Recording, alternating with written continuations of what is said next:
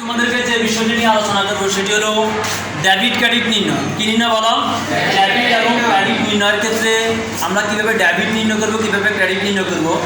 দেখো, আমি তোমাদেরকে আগে একটা ক্লাসে বলছি যে সব ডেবিট আদম ক্রেডিট। সবতে বলতে সব আইটেম ডেবিট না, সতে সম্পদ, গতে ব্যয়। সম্পদ এবং ব্যয় ডেবিট ব্যালেন্স।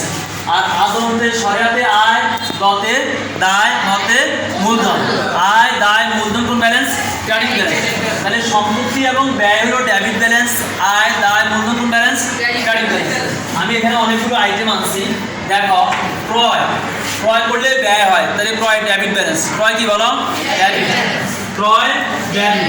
বিক্রয় বিক্রয় করলে আয় হয়, এই কারণে বিক্রয় হলো ক্রেডিট ব্যালেন্স। বেতন ডেবিট ব্যালেন্স। বেতন কোন ব্যালেন্স? Debit balance. মূলধন ক্রেডিট ব্যালেন্স। আমি সংক্ষেপে ব্যয় এবং ব্যয় লিখে দিচ্ছি, তোমরা সবাই পুরোটা লিখবা, ডেবিট এবং ক্রেডিট লিখবা। উত্তোলন ডেবিট ব্যালেন্স। উত্তোলন কোন ব্যালেন্স বলো? Debit balance. দেনাদার সম্পদ, এটা কোন ব্যালেন্স বলো? Debit balance. সম্পদ হলে ডেবিট। পাওনাদার দায় কোন ব্যালেন্স বলো? Credit balance. প্রদেয় হিসাব, কি হিসাব বলো? প্রদেয় হিসাবটা এক ধরনের দায়, সেটাও ক্রেডিট ব্যালেন্স। প্রদেয় বিল, প্রদেয় বিলটাও দায়, এটাও কি ব্যালেন্স বলো? Credit balance. প্রাপ্য বিল, প্রাপ্য বিলটা সম্পদ। প্রাপ্য বিল কি? সম্পদ। সম্পদ ব্যালেন্স বলো? Debit balance. আচ্ছা, এবার ঋণ। ঋণ হলো দায়, ঋণটা কি বলো? দায়। দায় ক্রেডিট ব্যালেন্স। দায় কোন ব্যালেন্স? Credit balance. শুল্ক, শুল্ক হলো ব্যয়, শুল্কটা কি বলো? এই কারণে এটাও ডেবিট ব্যালেন্স। ভাড়া, ভাড়া হলো এক ধরনের ব্যয়, ব্যয়টা কোন ব্যালেন্স? Debit balance. মনিহারি, মনিহারি খরচ বা ব্যয়, এটাও ডেবিট ব্যালেন্স।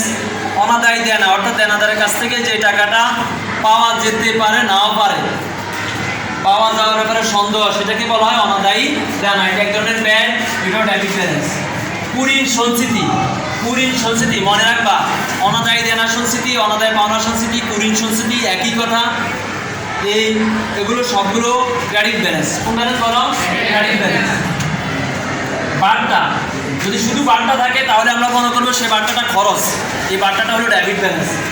প্রাপ্ত বার্তা, প্রাপ্ত বার্তা, এটা কোন ব্যালেন্স বলো? Credit balance. প্রাপ্ত বার্তা ক্রেডিট। বার্তা প্রদান যদি বলে কোন ব্যালেন্স? ডেবিট ব্যালেন্স, খরচ। মঞ্জুরিকৃত বার্তা, বার্তা শুধু বার্তা একই কথা, তাহলে এটা ডেবিট ব্যালেন্স। দেখো, ব্যাংক জমা মানে সম্পদ, ব্যাংক জমা কি বলো? সম্পদ। সম্পদ কোন ব্যালেন্স? Debit balance. হাতে নগদ কি বলো? এক ধরনের সম্পদ, এটাও ডেবিট ব্যালেন্স। নগদ তহবিল সম্পদ, কোন ব্যালেন্স? Debit balance. সুনাম কি বলো? সম্পদ, ডেবিট ব্যালেন্স। প্যাটেন্ট সম্পদ, ডেবিট ব্যালেন্স। ট্রেডমার্ক সম্পদ, কোন balance? Debit balance. Copyright, copyright এক ধরনের সম্পদ, অর্থাৎ অস্পর্শনীয় সম্পদ, এটা ডেবিট ব্যালেন্স। ইজারা সম্পত্তি বলো, এটাও সম্পদ, এ কারণে ডেবিট ব্যালেন্স। দালাল কোটা কি বলো? সম্পদ, ডেবিট ব্যালেন্স। প্রদত্ত ঋণ, ঋণ প্রদান যদি করে সেই ঋণটা বিনিয়োগ হয়, কি হয় বলো? তাহলে এটা ডেবিট ব্যালেন্স। মনে রাখবা, আমাদেরকে মাথা রাখতে হবে এটা কি সব না আদম। তুমি পয়েন্টটাকে নিয়ে যাবা, হিসাবটাকে নিয়ে যাবা, সব না আদম, সম্পত্তি না ব্যয়, আয় দায় না মূলধন। সম্পত্তি আর ব্যয় হলে ডেবিট ব্যালেন্স, আয় দায় মূলধন হলে ক্রেডিট ব্যালেন্স। এবার আসো, দেখো, বকেয়া বেতন, এটা হলো দায়, ক্রেডিট ব্যালেন্স। অগ্রিম ভাড়া, অগ্রিম কি? ভাড়া। ভাড়া অগ্রিম হলো ডেবিট ব্যালেন্স, অর্থাৎ খরচের অগ্রিম হলো সম্পদ, খরচের অগ্রিম কি বলো?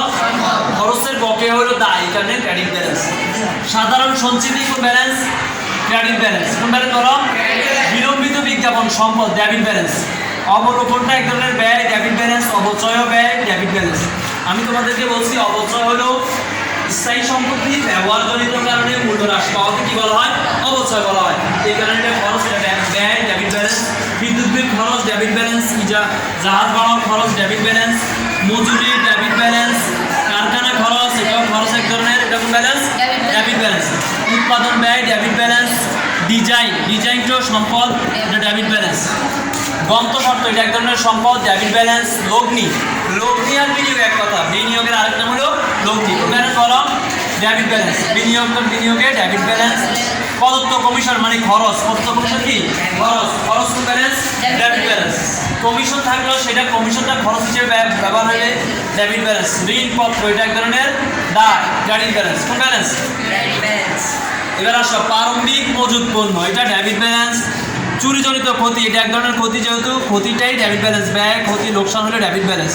বিনিয়োগের সূত্র হলো আয়, সুদ হলো মূল আইটেমের বিপরীত। বিনিয়োগ হলো ক্রেডিট ডেবিট, বিনিয়োগের সুদ ক্রেডিট। মূলধন হলো ক্রেডিট, মূলধনের সুদ ডেবিট। ঋণ হলো ক্রেডিট, ঋণের সুদ ডেবিট। অর্থাৎ বিনিয়োগ হলো ডেবিট ব্যালেন্স, বিনিয়োগ সুদ ক্রেডিট, ঋণ ক্রেডিট, ঋণের সুদ ডেবিট। ব্যাংক জমা হলো ডেবিট, ব্যাংক জমা সুদ ক্রেডিট। তাহলে এখানে আপাতত 53টা দেওয়া হয়েছে, 53টা দেওয়া হয়েছে। এখন আমি আমার বিশ্বাস যে এগুলো মোটামুটি বেসিক, আমাদের হিসাব বিজ্ঞানের মধ্যে এই ডেবিট ক্রেডিটের মধ্যে এগুলোই থাকে বেশি, এই জন্য আমি এই আইটেমগুলো এখানে আনছি। তো আমার বিশ্বাস যদি তোমরা এই মোটামুটি বেসিকগুলো যদি তোমরা পারো, আশা করি ইনশাল্লাহ অন্যগুলো তোমাদের আর কোনো সমস্যা হবে না। তো আজকের ভিডিও লেকচার এই পর্যন্ত। আল্লাহ হাফেজ।